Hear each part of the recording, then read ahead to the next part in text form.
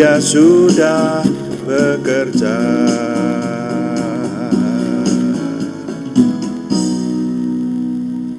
Bapak, kami mengucap syukur untuk malam hari ini. Tuhan memberkati kami dalam doa malam ini. Kami menyerahkan doa malam ini sepenuhnya dalam tangan Tuhan, sehingga semuanya menjadikan nama Tuhan dimuliakan, kami semua diberkati. Terima kasih Bapa, dalam nama Tuhan Yesus Kristus kami berdoa. Haleluya, amin. Selamat malam Bapak Ibu Saudara sekalian yang sudah bersama dengan kita di sini dalam doa malam hari ini.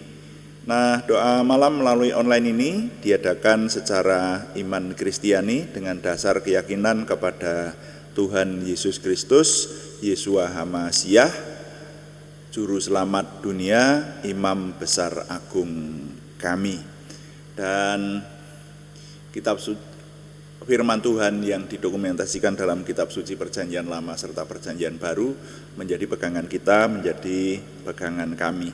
Saudara-saudara sekalian, doa malam sekali lagi kami beritahukan ditujukan untuk menjawab pertanyaan. Karena itu kalau ada saudara-saudara yang memiliki pertanyaan secara rohani, silahkan dikirimkan kepada kami baik melalui Japri maupun melalui kolom chatting. Kami akan berusaha menjawab dan menjadi tema-tema dalam doa malam kita. Dan doa malam juga seringkali ditujukan untuk mencermati segala sesuatu yang terjadi pada zaman ini, saudara ya. Dan kita mencermatinya dari sisi firman Tuhan supaya kita umat beriman jangan sampai salah langkah, tetapi kita tetap hidup dalam kebenaran Tuhan dan mendapati sukacita, damai sejahtera serta berkat-berkat Tuhan. Nah, saudara, saya masih ingin mengajak untuk kali ini mencermati peristiwa yang terjadi di Banjarnegara, tapi kali ini dari sudut pandang yang lain. Mari kita baca lebih dahulu Amsal pasal 3 ayat 5 dan 6. Amsal pasal 3 ayat 5 dan 6 saya baca untuk kita sekalian. Percayalah kepada Tuhan dengan segenap hatimu, dan janganlah bersandar kepada pengertianmu sendiri. Akuilah Dia dalam segala lakumu, maka Ia akan meluruskan jalanmu. Nah, sampai di sini pembacaan saya. Saudara, sekali lagi kita mencermati peristiwa yang hari-hari ini viral dan baru meledak minggu yang lalu, bahwa terjadi pembunuhan berantai di Banjarnegara, saudara ya. Seorang dukun pengganda uang yang namanya ST atau Mbah Selamet itu ternyata berhasil mengeruk keuntungan dari orang-orang yang datang kepada dukun pengganda uang ini untuk menyerahkan uang dan minta digandakan. Ya, yang sempat terungkap menyerahkan 70 juta dijanjikan akan digandakan menjadi 5 miliar, saudara. Dan mereka tergiur oleh apa yang ditawarkan melalui internet, ya, bahwa ada dukun pengganda uang. Nah, kali ini kita akan mencermati beberapa pendapat yang berkembang dalam masyarakat, ya. Setidaknya yang saya jumpai ketika membicarakan hal ini, karena sekarang ini sedang menjadi buah bibir, saudara ya. Pertanyaannya, kok ya ada orang-orang yang mau percaya kepada dukun pengganda uang? Ya, pertanyaannya, kok ada orang yang mau percaya kepada dukun pengganda uang? Karena kalau dipikir secara bodoh-bodohan saja, orang yang bisa menggandakan uang itu tentu hidupnya sudah lebih kaya raya. Dia sudah tidak usah bekerja, tinggal uang yang ada digandakan begitu saja. Nah, itu sudah hidup enak. Dan kalau melihat gaya hidup si dukun, seharusnya orang berpikir bahwa orang itu sebetulnya bisa menggandakan uang sungguhan atau tidak. Seperti itu, apalagi hanya ditawarkan melalui media internet dan belum ada bukti-bukti, belum ada kesaksian bahwa orang itu bisa benar-benar menggandakan uang. Ketika saya beberapa kali bertemu dengan teman, dan karena sekali lagi hal itu sekarang sedang menjadi buah bibir di masyarakat banyak, maka komentar dari orang-orang yang saya jumpai itu rata-rata hampir sama. Komentarnya berkata, itu orang-orang bodoh begitu. Oh, itu orang-orang bodoh. Nah, saya merenungkan bukan hanya sekedar bodoh, tapi ini menaruh kepercayaan, benar-benar percaya loh saudara, kepada dukun pengganda uang itu. Padahal ketika diwawancara yang sekarang dapat kita saksikan rekamannya di internet, ditanya, Mbah Slamet itu ditanya, apakah memang bisa menggandakan uang? Jawabannya tidak, saya benar-benar tidak bisa, dikatakan semacam itu. Jadi itu hanya untuk menipu, iya. Nah gitu, jadi tipuan yang semacam itu, pertanyaannya itu orang yang percaya itu loh saudara ya. Dan kalau kita berkata bahwa wah mereka itu bodoh, mereka itu, tapi ini fakta, yang percaya itu orang jauh-jauh dan sampai genap 12 orang yang terbunuh. Bahkan yang sudah hampir terungkap 2 pasangan suami istri, bahkan mungkin bisa lebih karena yang terbunuh itu diindikasi wanitanya ada 3 dari 12 jenazah yang ada, diindikasi oleh tim forensik wanitanya ada 3. Jadi yang diindikasi menjadi suami istri ada 2 pasang. Nah jadi kalau suami istri yang satu percaya kepada dukun pengganda uang, yang satu kok ya percaya juga dan tidak mengingatkan. Dan yang lebih penting lagi ketika disuruh menjelaskan cara membunuh itu Mbah Slamet itu, ini saya berani menceritakan karena sudah tersebar luas melalui internet sekarang ini. Jadi sudah bukan rahasia lagi. Dia menyatakan gimana caranya. Rata-rata caranya itu adalah orang datang kepada Mbah Dukun ini dan pengen kaya. Nah itulah. Jadi keinginan untuk cepat kaya itu yang menggoda. Lalu dikatakan oleh Mbah Dukun yang sebetulnya tidak bisa apa-apa loh ini. Dia mengaku tidak bisa apa-apa, tapi dipromosikan lewat internet bahwa dia bisa menggandakan uang. Nah kemudian diajak ngobrol di rumah, diperkirakan diajak masuk ke tempat khusus prakteknya dia, karena kita tahu yang sudah keluar di berita dia punya ruangan khusus itu kan. Dan setelah itu rata-rata menanti sampai jam 8 malam, kemudian pasien atau orang yang datang kepada dukun itu diajak ke kebun yang jauhnya kurang lebih 1,5 kilometer dari rumahnya itu. Nah itu jadi kebun kepunyaan si dukun sendiri, tinggalan orang tuanya katanya. Lalu di situ ditanya, terus ngapain di situ? Ya saya ajak ngobrol saja begitu. Nah lalu bagaimana kelanjutannya? Selanjutnya saya suruh minum ramuan, dan ramuan itu isinya adalah obat penenang dan racun apotas. Nah jadi pertanyaannya, kok ya mau orang disuruh minum itu? Pertanyaannya, kok mau? Dan ini fakta loh saudara, buktinya mereka mau. Dan suami istri minum itu apa minumnya bareng atau gimana? Ini saudara, ya kok mau mereka itu minum, gitu loh. Dan kalau minum rasanya sudah yang namanya apotas sama obat penenang itu pasti bukan seperti air biasa, ya.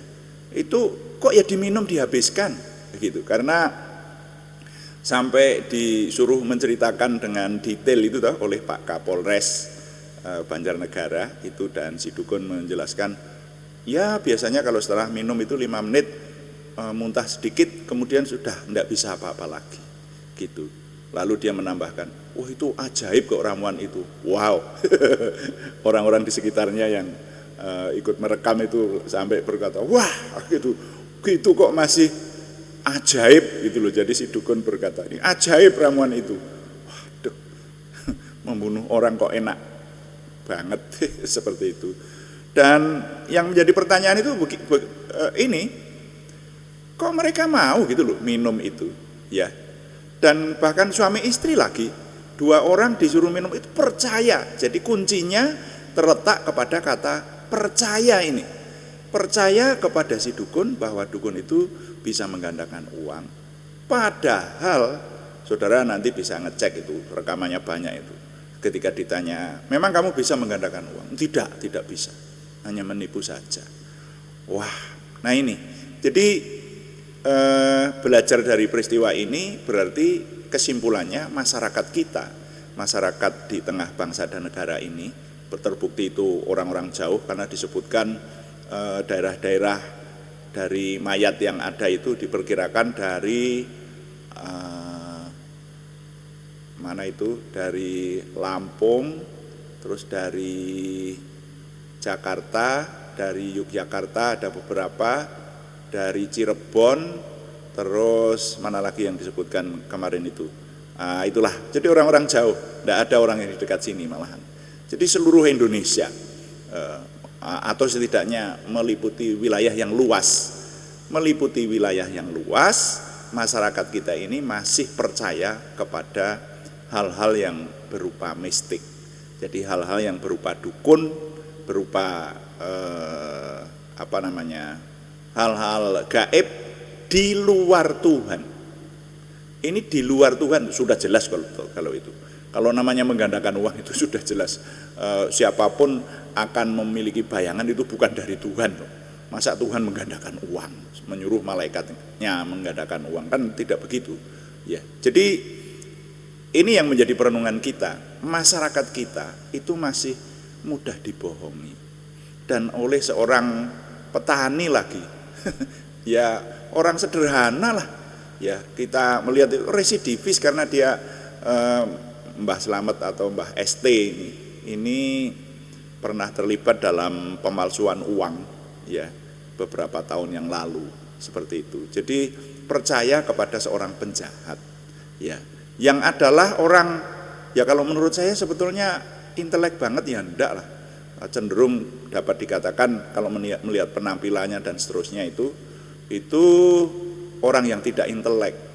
Tapi ada lagi orang yang masih bisa dibodohi, yang lebih tidak berhikmat dibanding dengan Mbah ST ini. Nah ini saudara ya, jadi itu yang menjadi perenungan kita. Berarti sebetulnya kita bisa menarik sedikit kesimpulan di sini. Saudara dan saya masih punya banyak PR untuk mencerdaskan masyarakat dengan berita kebenaran, dengan berita keselamatan. Jadi kalau sekarang ini kita sering mempertanyakan kepada siapa harus memberitakan kebenaran gitu, kita dijelekkan matanya bahwa di sekitar kita masih banyak orang-orang yang mudah dibodohi seperti itu. Dan tidak main-main loh, jumlahnya 12, ini fakta. Dan di antara mereka ada yang lebih dari 1 suami istri. Nah, jadi mari toh kita simpulkan, masyarakat kita itu masyarakat yang seperti apa. Nah itu loh. Ya mungkin orang-orang intelek banyak, orang-orang yang pandai yang ya banyak gitu. Tapi terbukti masih ada, dan jumlahnya 12 orang terbunuh dengan cara disuruh minum racun.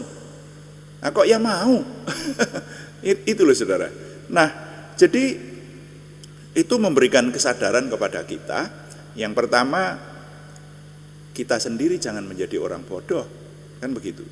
Makanya firman Tuhan berkata, percayalah kepada Tuhan, jangan percaya kepada dukun, jangan percaya kepada apa yang dinyatakan di setiap yang dinyatakan yang kita baca di internet itu pasti sesuatu yang bisa dipercaya.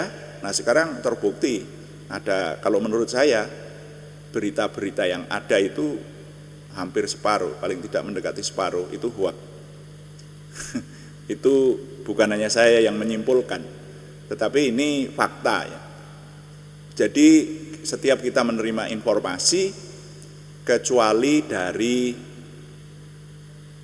lembaga-lembaga pemberitaan yang dapat dipertanggungjawabkan, mass media yang dapat dipertanggungjawabkan, dan juga dari pribadi-pribadi yang kita yakin, kita tahu adalah pribadi yang handal, yang bisa dipercaya, seperti hamba Tuhan dan sebagainya. Itu saja kita juga masih harus jeli. Jangan-jangan ada yang mengaku sebagai hamba Tuhan, tetapi sebetulnya dia penipu. Nah, buktinya ini di masyarakat kita itu masih percaya kepada dukun. Dukun itu dianggap seseorang yang punya kelebihan, tapi ternyata dukunnya penipu. Jadi bajunya menggunakan baju orang baik, tetapi ternyata dia penjahat sangat besar. Ya, sangat besar dong, membunuh 12 orang dengan cara seperti itu, keji sekali. Sampai Kapolres Banjarnegara mengatakan, wah lebih kejam daripada peristiwa 65, dia katakan semacam itu. Nah, firman Tuhan berkata, percayalah kepada Tuhan dengan segenap hatimu, dan janganlah bersandar kepada pengertianmu sendiri. Tentu saja bagi kita orang beriman, firman Tuhan ini harus kita hidupi. Percaya kepada Tuhan dengan segenap hati, dan jangan bersandar kepada pengertian sendiri. Lalu ayat berikutnya, firman Tuhan berikutnya menyatakan, akuilah dia dalam segala lakumu, maka ia akan meluruskan jalanmu. Ya. Jadi kalau kemarin kita sudah merenungkan supaya kita tidak terjebak dalam perangkap kejahatan, nah maka salah satu supaya kita tidak terperangkap dalam jebakan atau perangkap kejahatan itu adalah percaya kepada Tuhan. Akuilah dia dalam segala lakumu. Jadi segala tingkah laku kita ini kita serahkan kepada Tuhan, benar-benar kita minta hikmat Tuhan, maka kita akan selamat, saudara. Nah, itu sebabnya maka hubungannya dengan Ayub pasal 31 ayat 37, ya, ini yang mendarah daging dalam saya berusaha saya hidupi dalam hidup saya sampai mendarah daging. Firman Tuhan yang bunyinya Ayub 31 ayat 37, setiap langkahku akan kuberitahukan kepadanya, selaku pemuka aku akan menghadap dia. Jadi setiap apapun langkah kita, apa yang akan kita kerjakan, itu kuberitahukan kepadanya. Ya, kita sudah banyak belajar lah sebagai orang beriman, kita sudah banyak belajar bahwa segala sesuatu yang kita lakukan ini harus ada kaitannya dengan seizin Tuhan. Makanya mau tidak mau kita harus minta hikmat Tuhan untuk memutuskan segala sesuatu, melakukan segala sesuatu, apalagi hal-hal yang besar, saudara ya. Hal-hal yang besar yang akan kita lakukan. Kalau menyerahkan uang sampai 70 juta itu kalau menurut saya ini hal besar. Orang yang percaya sampai menyerahkan, entah orang itu sekaya apapun, tapi kalau sampai 70 juta itu diserahkan kepada orang, diserahkan begitu saja, itu termasuk kepercayaan yang cukup besar seperti itu. Nah, itu semestinya harus seizin Tuhan. Kita orang percaya tidak boleh meninggalkan Tuhan, harus mencari hikmat Tuhan. Dan benar-benar yang namanya hikmat itu datang dari pikiran. Dan bahkan sekarang ini dikenal namanya konselor. Jadi kalau saudara tidak bisa memikirkan sendiri, datanglah ke konselor rohani. Setidaknya saudara memiliki pemimpin rohani di lingkungan Anda. Entah itu disebut hamba Tuhan, disebut pendeta, romo, pastor, ataupun yang umum disebut gembala jemaat lah, seperti itu.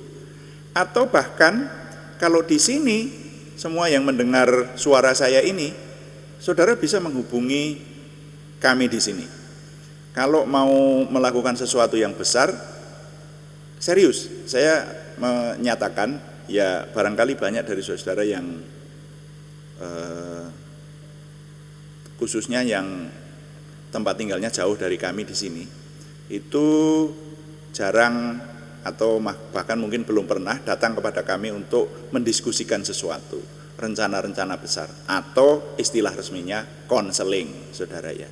Jadi rohaniwan yang benar itu mestinya setiap saat dapat menjadi konselor, dapat konseling kepada rohaniwan atau orang-orang yang bekerja melayani Tuhan semacam itu. Nah, dengan demikian maka hikmat dari Tuhan itu semakin disempurnakan sehingga kita tidak salah langkah. Jadi saudara-saudara masih mencermati peristiwa yang luar biasa ini. Wah, ini nggak habis pikir ini. Ini kalau menurut saya berita ini akan lama menjadi viral karena luar biasa ini. Satu orang dan tidak ada seorang pun yang tahu tadinya. Tidak ada seorang pun yang tahu, konon seperti itu. Hanya satu orang yang tahu, berhasil membunuh 12 orang dengan diam-diam dikuburkan dalam beberapa tahun. Ini luar biasa. Nah, pertanyaannya sekali lagi tadi, ada masyarakat yang percaya semacam itu. Itu terjadi karena ada orang yang percaya, ada orang yang kurang berhikmat, ada orang yang oleh teman-teman sekeliling saya disebut, wah itu orang-orang bodoh saja ya. Ya mungkin bisa disebut bodoh lah. Tetapi yang jelas adalah orang-orang yang tidak meminta hikmat dari Yang Maha Kuasa. Kalau meminta hikmat dari Yang Maha Kuasa benar-benar, mestinya orang tidak bisa dibodohi sampai dibunuh tanpa terasa semacam itu. Itu saudara ya. Nah, jadi kita bisa mengambil nilai-nilai yang ada di dalamnya atau mengambil pelajaran, yaitu bahwa di masyarakat kita, di tengah bangsa dan negara kita ini masih ada banyak orang yang perlu dicerdaskan dan dibawa kepada iman yang benar kepada Tuhan. Saudara dan saya punya kewajiban untuk itu ya. Dan juga menjaga diri supaya setiap langkah kita beritahukan kepada Tuhan sehingga kita tidak salah langkah dan terperangkap seperti kisah yang tragis itu. Jadi nilai yang dapat saya ketengahkan kalau menurut saya ya seluruh ayat ini. Amsal pasal 3 ayat 5 sampai 6 ini menjadi pegangan kita. Percayalah kepada Tuhan dengan segenap hatimu dan janganlah bersandar kepada pengertianmu sendiri. Akuilah Dia dalam segala lakumu, maka Ia akan meluruskan jalanmu. Maka judul renungan malam hari ini adalah percaya dan berhikmat. Percaya dan berhikmat. Nilainya adalah percayalah kepada Tuhan dengan segenap hatimu dan janganlah bersandar kepada pengertianmu sendiri. Akuilah Dia dalam segala lakumu, maka Ia akan meluruskan jalanmu. Tuhan dipuji. Amin. Mari kita menaikkan doa syafaat kita. Kita berkata kepada Tuhan supaya kita dikuduskan hati kita, dipersiapkan hidup kita sehingga kita dapat melayani Tuhan dengan doa, termasuk mendoakan nama-nama yang masih harus kita doakan dalam hari ini.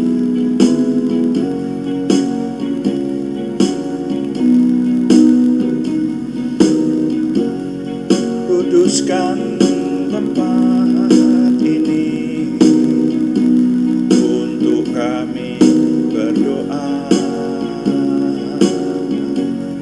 Kuduskan hati ini untuk kami menyembah. Biar segala perkara ku serahkan padamu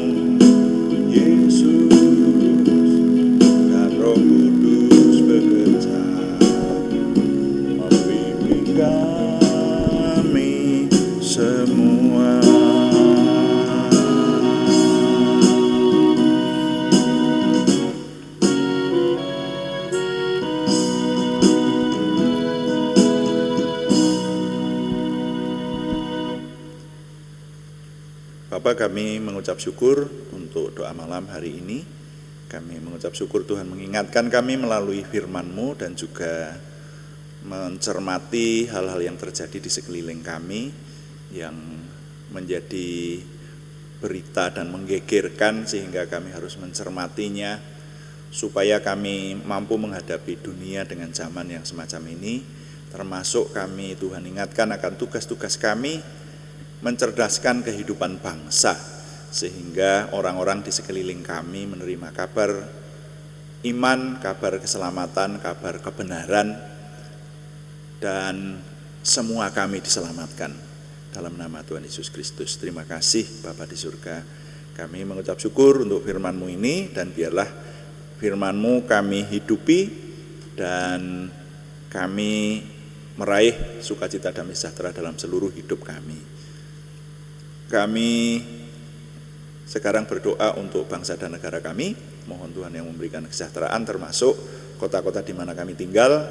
Kami tetap menyerahkan Tuhan yang memberikan kesejahteraan. Juga izinkan kami berdoa untuk nama-nama yang masih harus kami doakan dalam minggu ini. Kami ketengahkan ke hadapan Tuhan dalam doa. Kami berseru dalam nama Tuhan Yesus Kristus, Yeshua HaMasyiah. Tuhan memberikan kesembuhan sempurna kepada saudara kami Arni Setiawati, saudara kami Budi Suswanti, saudara kami Yohanes Sutarman, saudara kami Sri Yuliningsih Siswoyo, semuanya di Purwodadi. Untuk saudara kami Anak Alek Giovanno Wibowo di Salatiga, saudara kami Siti Rondia, saudara kami Cahyani Bagiowati di Semarang, saudara kami Tumbur Paruhum Nainggolan di Kudus, dan saudara kami Suti Elis Rahayu di Yogyakarta. Kami menyerahkan bahkan juga untuk nama-nama yang belum kami sebutkan lagi tetapi yang mengharapkan kesempurnaan kesembuhan dari Tuhan. Kami berseru dalam nama Tuhan Yesus Kristus, Yeshua HaMasyiah, Tuhan yang memberi kesembuhan kepada kami semua.